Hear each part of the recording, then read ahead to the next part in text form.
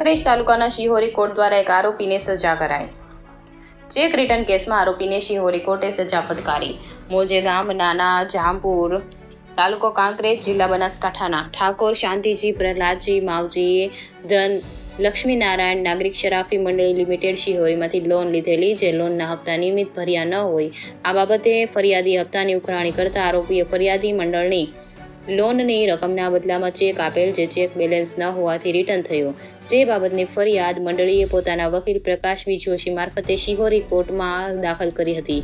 જે કેસ આજે ચાલી જતા ફરિયાદીના વકીલ પ્રકાશ બી જોશી ધારદાર રજૂઆત કરી હતી। રજૂઆતોને ધ્યાનમાં લઈને શિહોરીના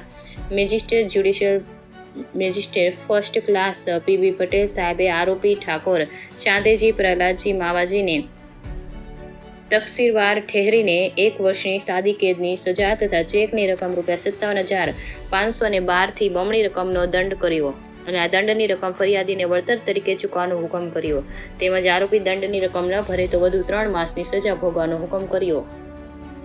રિપોર્ટર ભગવાન રાય, ગોર, કાંકરેજ।